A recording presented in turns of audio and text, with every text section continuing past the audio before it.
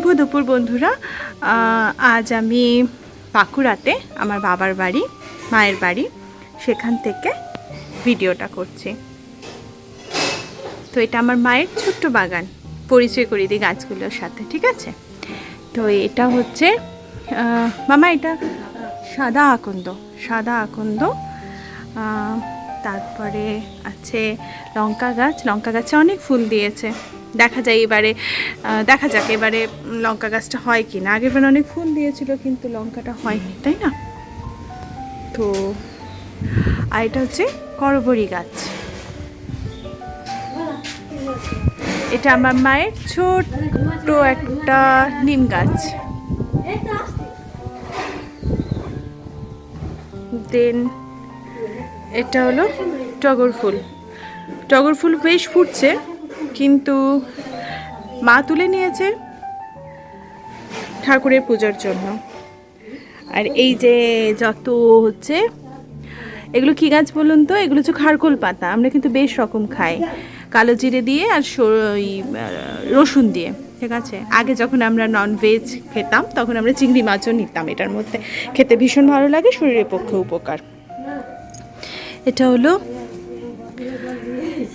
কি গাছ বলুন তো? ভীষণ অপরিচিত।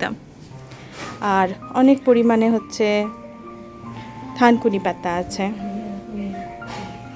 এটা হলো রঙ্গন ফুল। দেখুন এই যে পুচকু হয়েছে, এখনো ফোটেনি। আর এটা হলো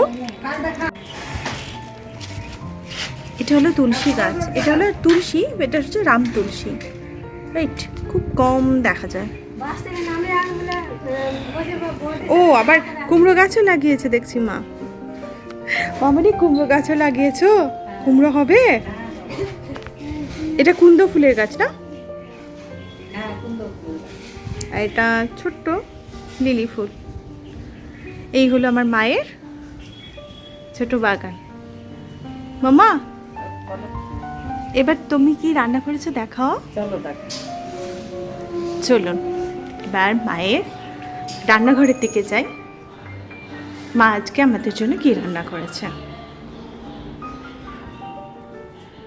তোমার রান্না কমপ্লিট না? হ্যাঁ, এই যে ঝিঙে আলু পোস্ত হয়েছে, উচ্ছে আলু চচ্চড়ি হয়েছে, ওয়াও।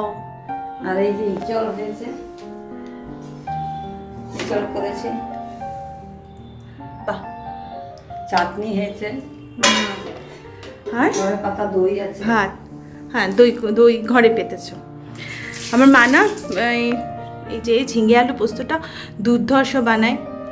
কালো আলু চচ্চড়ির তো জবাব নেই, সব রান্নাই মা ভালো করে, তবে এটা আর ওই ডাল আমার মায়ের ভীষণ ভালো করে, কুমড়োর তরকারি ভীষণ ভালো করে। তো এটাই করেছে মা। এই যে ভাত।